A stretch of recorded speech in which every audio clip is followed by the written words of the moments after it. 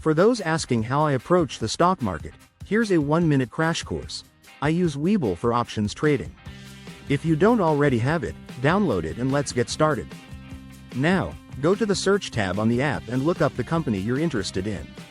For illustration purposes, I'll be using Sophie. That is step 1. For step 2, once you find the company you're interested in, click on the button labeled Options. Step 3. Double check that the button says Puts. If it doesn't, give it a tap. Don't worry, it won't bite. One click, and you're good to go. Step 4 is where things get spicy. You'll need to choose your strike price and expiration date. Don't panic. This is just a quick demo.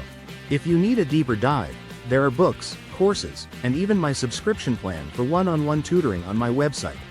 But hey, that's a shameless plug for another day. You've made it to the final boss.